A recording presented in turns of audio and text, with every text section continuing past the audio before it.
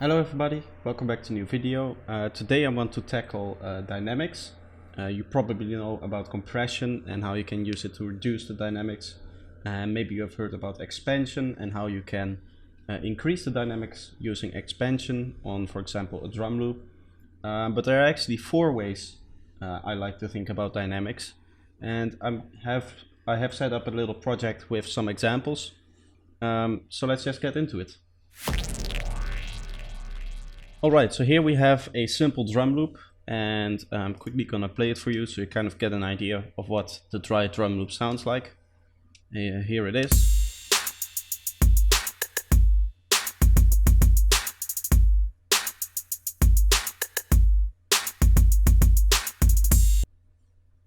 So a nice drum loop there, a nice trappy feeling. And as you can see, I've set up four compressors here. One with downward compression, one with upward expansion. These are the standard ones you probably already know. But we also have upward compression and downward expansion. And these are a little less known, but they're very, very useful. And that's why I wanted to show them to you.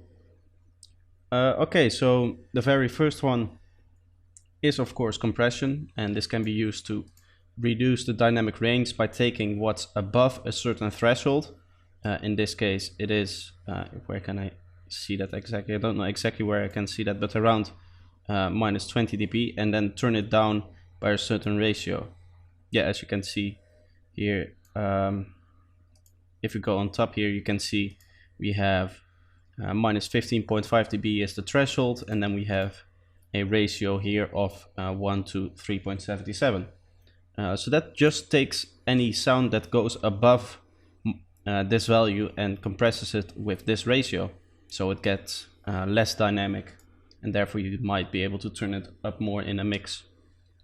So with that it sounds.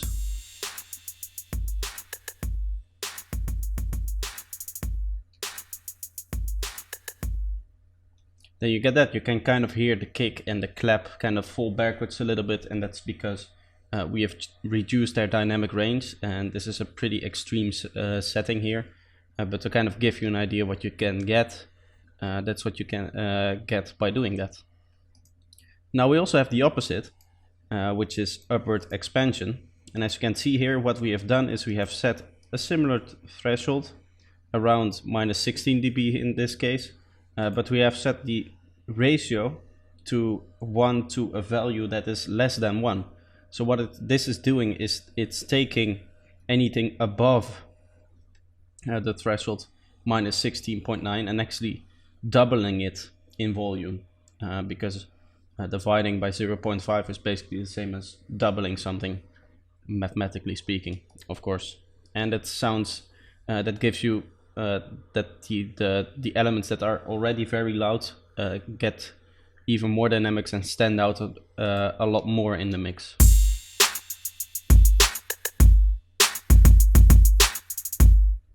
So you can hear in this example, we really get that kick and that clap sound coming up in the mix, and really in your face kind of sound here. So a lot of dynamics, and of course this is also louder than the previous example, because here we're turning a volume down and here we're turning it up. So if you really want to test this for yourself, of course you need to make sure that you do the right gain staging and see what you should do. Make sure that every signal has the same peak level at the end of your chain. So now we get into the more obscure versions of compression and expansion. And this far we have always worked with a signal that is above a certain threshold. But you can apply the same logic basically to a signal that is below a threshold. So in this case what we're doing is that basically it's very simple. We take a signal that is below a certain threshold, in this case it's 15.8, and we're making it louder. Therefore we take all the quiet sounds and boost them up, and therefore we get less dynamic range, which is of course the difference between the loudest and the least loudest parts inside a signal.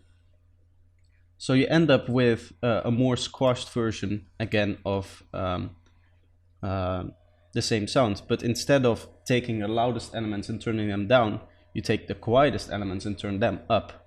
So it's a little bit of a different sound here.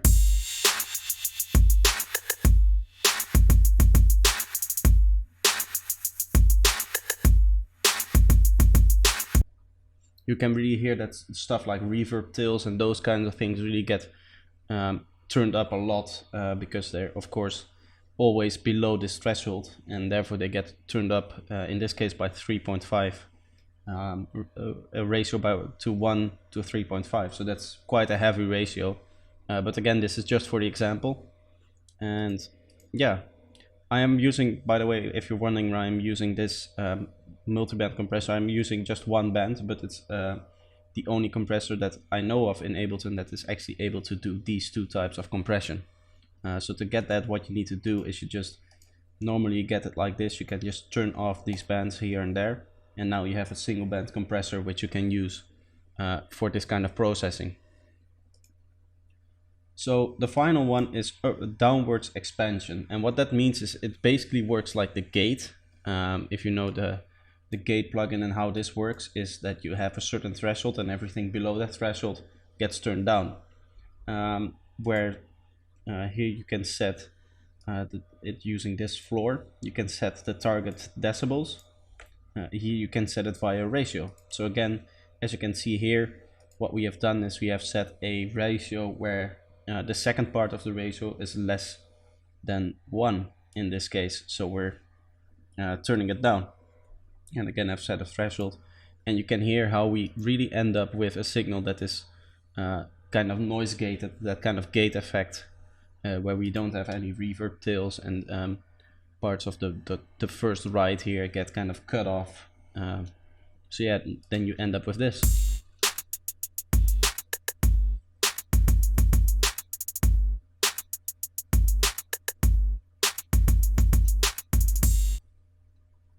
Now we are distorting a little bit, and that's because of the attack setting. So maybe if we turn that up a little bit, we might.